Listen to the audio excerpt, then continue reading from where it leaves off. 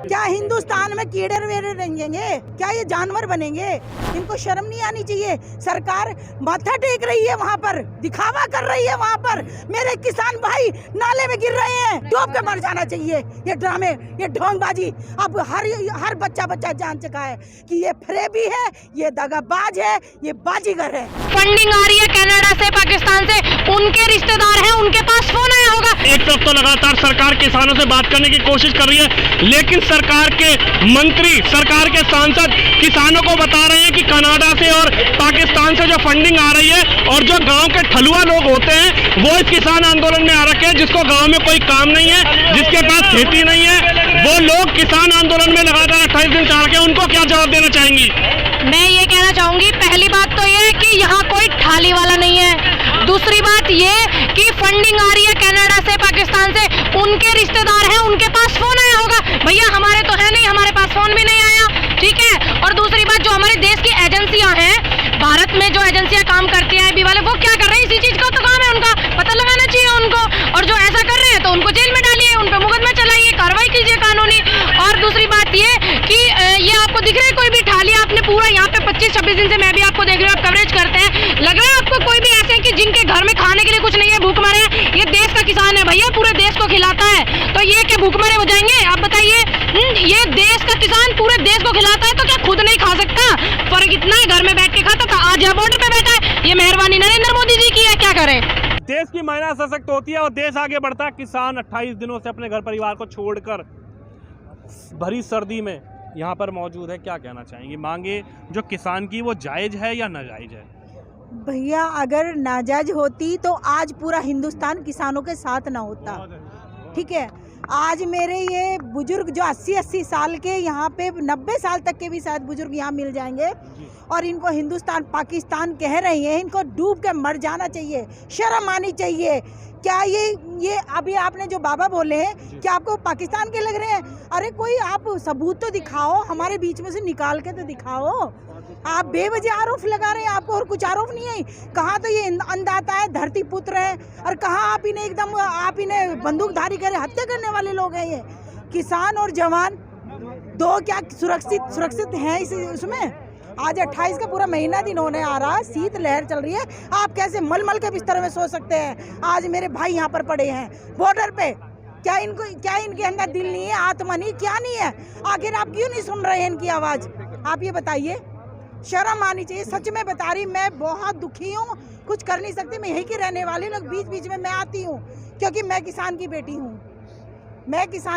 हूँ, और ये मेरे चाचा ताऊ हैं, मेरे भाई बंधु हैं, मेरा इनसे जुड़ा हुआ है। आप ये बताइए, जब किसान किसानी नहीं करेगा तो क्या ये प्राणी जी पाएंगे? और किसान सिर्फ गन्ने और अन्न का नहीं है, सब कुछ किसानों से चलता है। आज मैं ये पहन रही हूँ, ये भी किसानों से है। कपास है, दाल है, मूंग है, इवन मतलब सारे फल फ्रूट है, ये सब किसान ही तो उगाते हैं। और बताइए, ये बताओ, किसान, अगर आप किसानों को मिटाने पे लगे हैं तो ये बताओ कि जीवित प्राणी कैसे जीवित रहेगा?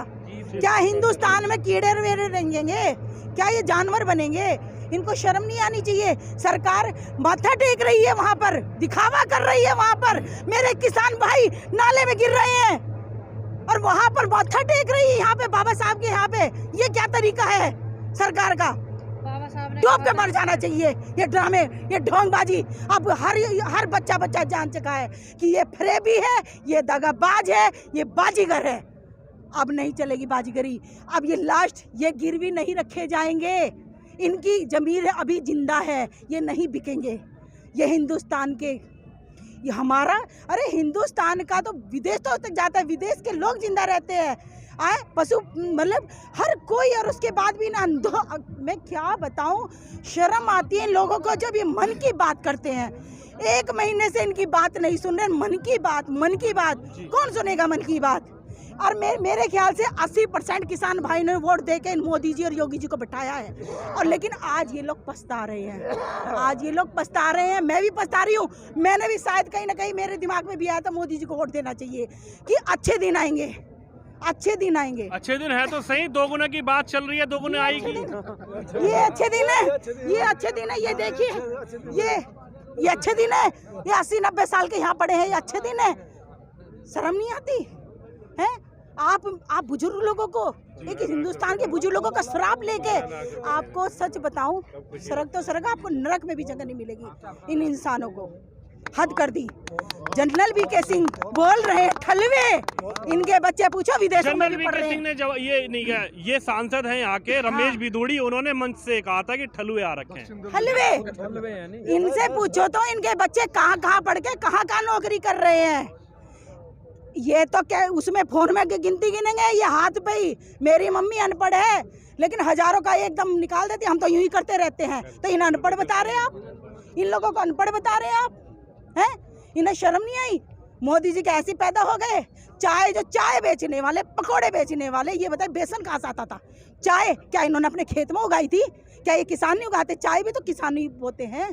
पूरे हिंदुस्तान में किसान के अलावा कोई भगवान है ही नहीं। मैं कहती हूँ इनके अंदर राम, आप मंदिर में राम ढूंढ रहे हैं, वहाँ चांदी की ईंट गुजार रहे हैं, घर घर से कह रहे हैं आप वो दो, योगदान दो। अरे मेरे ये रे राम, ये रे शंकर, ये रे कृष्ण, सब इनमें मेरे भगवान हैं।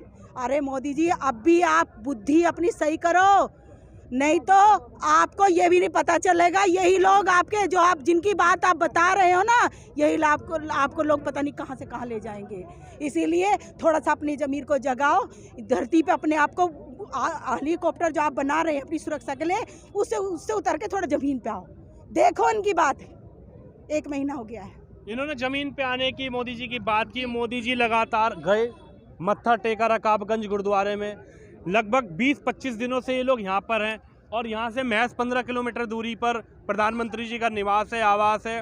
प्रधानमंत्री जी बिना सुरक्षा के, बिना सिक्योरिटी के, बिना किसी अल्टीमेटम के, बिना किसी कॉल के सीधा जाते हैं सुबह सुबह और रकाबगंज गुरुद्वारे में मत्था टेक के आते हैं। क्या कहना चाहेंगे? भैया मत्था जो है गुरुद्वारे में टेक के वो हमें, जो देश का किसान है वही गुरुद्वारा है, वही भगवान है। भगवान ये नहीं कहता कि किसान सड़क पे घूमे, धक्के खाए, ठंड में शहीद हो जाए। और यहाँ उनको 15 किलोमीटर आने में बड़ी परेशानी हो रही है। वहाँ जाते हैं 10 मिनट का टाइम यहाँ निकाल के नहीं आ सकते क्या? खुली बैठक होनी चाहिए, खुल के बात करें। ये उनके वो लोग हैं जिन्होंने उनको जिताया है, वोट दिए हैं, उन्हें वहाँ बिठाया है, वो नहीं आना चाहते।